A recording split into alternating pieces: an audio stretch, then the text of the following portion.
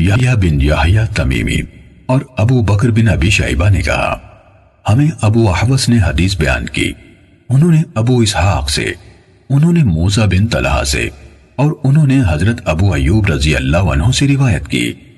انہوں نے کہا ایک آدمی نبی صلی اللہ علیہ وآلہ وسلم کے پاس آیا اور پوچھا مجھے کوئی ایسا کام بتائیے جس پر میں عمل کروں تو وہ مجھے جنت کے قریب اور آگ سے دور کر دے۔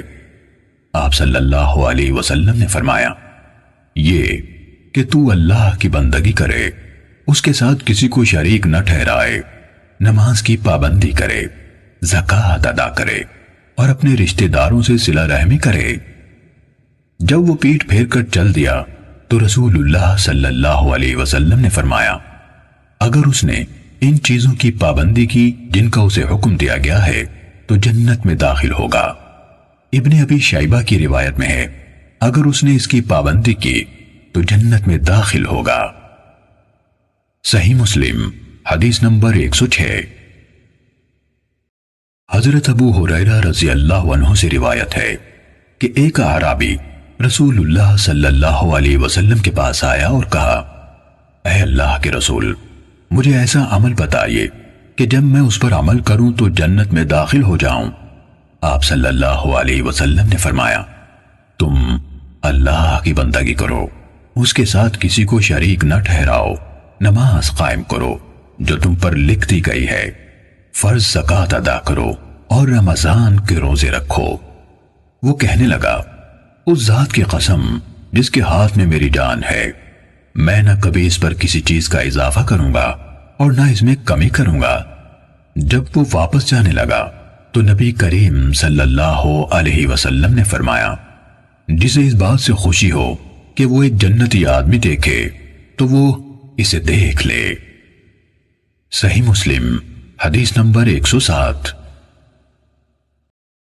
ابو معاویہ نے اعمش سے حدیث سنائی، انہوں نے ابو سفیان سے اور انہوں نے حضرت جابر رضی اللہ عنہ سے روایت کی کہ رسول اللہ صلی اللہ علیہ وسلم کے پاس نعمان بن قوقل رضی اللہ عنہ آئے اور کہا اے اللہ کے رسول آپ کیا فرماتے ہیں کہ جب میں فرض نماز ادا کروں، حرام کو حرام اور حلال کو حلال سمجھوں تو کیا میں جنت میں داخل ہو جاؤں گا؟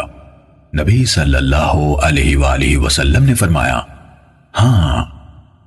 صحیح مسلم حدیث نمبر 108۔ شیبان نے اعمش سے، انہوں نے ابو صالح اور ابو سفیان سے اور انہوں نے حضرت جابر رضی اللہ عنہ سے روایت کی، انہوں نے کہا نعمان بن قوقل رضی اللہ عنہ نے عرض کی اے اللہ کے رسول، پھر اس سابقہ روایت کی طرح ہے اور اس میں یہ اضافہ کیا اور اس پر کسی چیز کا اضافہ نہ کروں گا۔ صحیح مسلم حدیث نمبر 109۔ ابو زبیر نے حضرت جابر رضی اللہ تعالیٰ عنہ سے روایت کی کہ ایک آدمی نے رسول اللہ صلی اللہ علیہ وسلم سے سوال کیا اور کہا آپ کیا فرماتے ہیں جب میں فرض نمازیں ادا کروں اور رمضان کے روزے رکھوں اور حلال کو حلال اور حرام کو حرام سمجھوں اور اس پر کچھ اضافہ نہ کروں تو کیا میں جنت میں داخل ہو جاؤں گا؟ آپ نے فرمایا ہاں۔ اس نے کہا اللہ کی قسم میں اس عمل پر کوئی اضافہ نہیں کروں گا۔ صحیح مسلم حدیث نمبر 110۔ ابو خالد سلیمان بن حیان احمر نے ابو مالک اشجعی سے، انہوں نے سعد بن عبیدہ سے، انہوں نے حضرت ابن عمر رضی اللہ عنہما سے اور انہوں نے نبی اکرم صلی اللہ علیہ وآلہ وسلم سے روایت کی۔ آپ صلی اللہ علیہ وسلم نے فرمایا اسلام کی بنیاد 5 چیزوں پر رکھی گئی ہے، اللہ کو یکتا قرار دینے، نماز قائم کرنے، زکوٰۃ ادا کرنے، رمضان کے روزے رکھنے اور حج کرنے پر۔ ایک شخص نے کہا کہ حج کرنے اور رمضان کے روزے رکھنے پر؟ ابن عمر رضی اللہ عنہ نے کہا نہیں، رمضان کے روزے رکھنے اور حج کرنے پر۔ میں نے رسول اللہ صلی اللہ علیہ وآلہ وسلم سے یہ بات اسی طرح یعنی اسی ترتیب سے سنی تھی۔ صحیح مسلم حدیث نمبر 111۔ یحییٰ بن زکریا نے ہمیں حدیث بیان کی کہا مجھے سعد بن طارق یعنی ابو مالک اشجعی نے حدیث بیان کی۔ وہ حضرت ابن عمر رضی اللہ عنہما سے انہوں نے نبی صلی اللہ علیہ وآلہ وسلم سے روایت کی کہ نبی صلی اللہ علیہ وسلم نے فرمایا اسلام کی بنیاد 5 چیزوں پر ہے، اس پر کہ اللہ کی عبادت کی جائے اور اس کے سوا ہر کسی کی عبادت سے انکار کیا جائے، نماز قائم کرنے، زکوٰۃ دینے، بیت اللہ کا حج کرنے اور رمضان کے روزے رکھنے پر۔ صحیح مسلم حدیث نمبر 112۔ عاصم بن محمد بن زید عبداللہ بن عمر نے اپنے والد سے حدیث بیان کی، کہا حضرت عبداللہ بن عمر رضی اللہ عنہما نے کہا کہ رسول اللہ صلی اللہ علیہ وسلم نے فرمایا اسلام کی بنیاد 5 رکنوں پر رکھی گئی ہے۔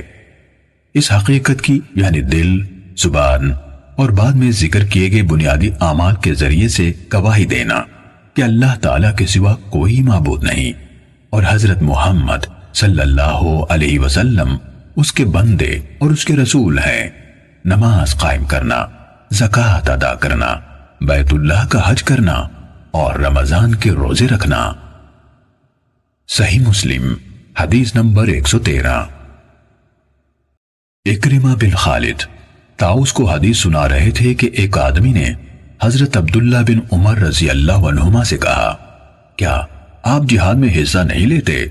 انہوں نے جواب دیا بلا شبہ میں نے رسول اللہ صلی اللہ علیہ وسلم سے سنا، آپ فرما رہے تھے اسلام کی بنیاد 5 چیزوں پر رکھی گئی ہے، اس حقیقت کی گواہی دینے پر کہ اللہ کے سوا کوئی معبود نہیں، نماز قائم کرنے، زکوٰۃ ادا کرنے، رمضان کے روزے رکھنے اور بیت اللہ کا حج کرنے پر۔ صحیح مسلم حدیث نمبر 114۔ خلف بن ہشام نے بیان کیا، کہا ہمیں حماد بن زید نے ابو جمرہ سے حدیث بیان کی، انہوں نے کہا میں نے عبداللہ بن عباس رضی اللہ عنہما سے سنا، نیز یحییٰ بن یحییٰ نے کہا، الفاظ انہی کے ہیں۔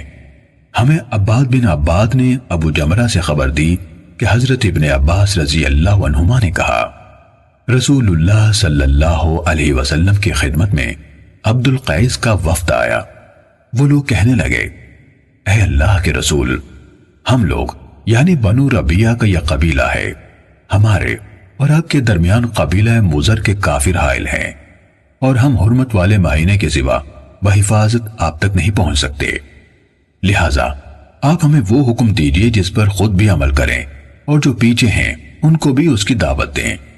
آپ صلی اللہ علیہ وسلم نے فرمایا میں تمہیں 4 چیزوں کا حکم دیتا ہوں اور 4 چیزوں سے روکتا ہوں، یعنی جن کا حکم دیتا ہوں وہ ہے اللہ تعالیٰ پر ایمان لانا۔